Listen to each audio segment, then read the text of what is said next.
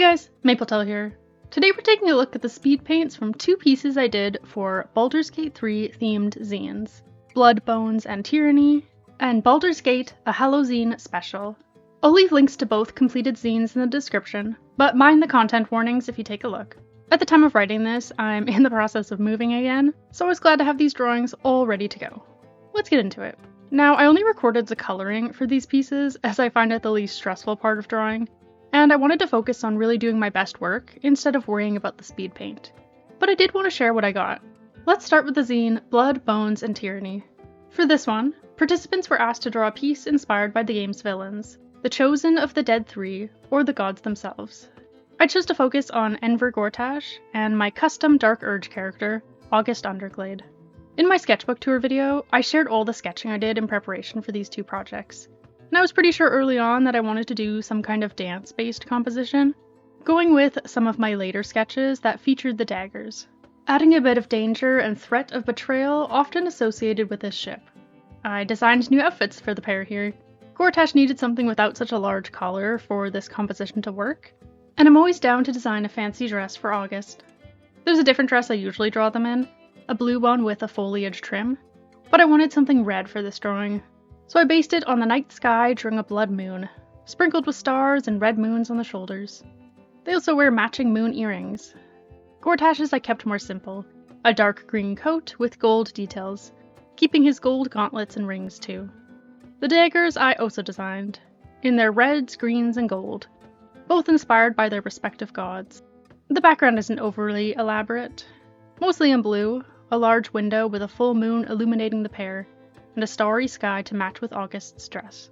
The red curtains doing the same. I'm absolutely thrilled with how this piece came out. Just satisfying to look at, and I'm always down to do fan art of this pairing. Let's move on to Baldur's Gate, a Hallo-zine special. As the name suggests, this was a Halloween-inspired Baldur's Gate 3 zine, also based around the game's villains, and I ended up being assigned to draw Gortash again. No complaints from me. I also wanted to get one of my dirges in this piece too. If I can draw my OCs, I most certainly will. I struggled a lot more with the composition and theming of this one. I considered using the dance theme here instead, drawing some kind of Halloween masquerade ball. I also thought about some kind of vampire werewolf AU, or more of a ghost vibe of being haunted by the past. The sketches I did of a haunted forest interested me the most though. I liked the idea of Gortash walking through the woods with a lantern, so that ended up being the main part of this piece. I also chose my OC March as the Dark Urge featured in this one.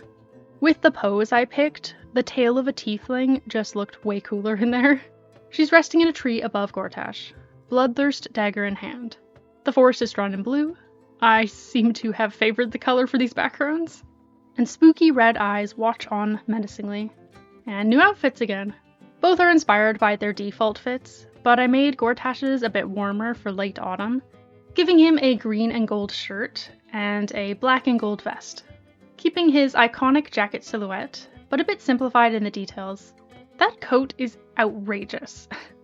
I don't know how anyone draws it properly.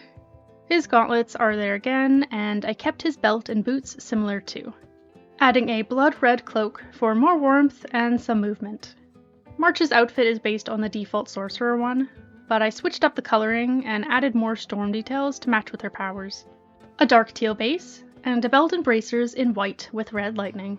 Tall blue boots with more red details, and a short cape in a similar color with lightning in white this time, and a red skull clasp keeping it on her shoulders.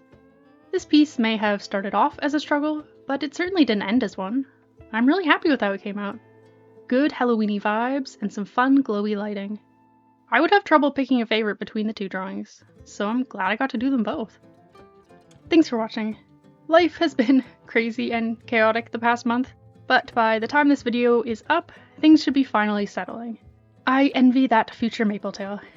At the very least, this is actually the first video I'm recording in the new house, so we have definitely gotten somewhere. I am very much hoping that I will have time to get a Hidden Moon reaction out for next week, but it will just depend if I have time to read an entire book by then. If not, January for sure. Then it'll be some kind of festive speed paint, and the new year will be upon us in no time. I hope you enjoyed a little look at my zine work in the meantime. I've got just one more to share soon, and I hope to join even more in the future. With that, I'll see you next Thursday.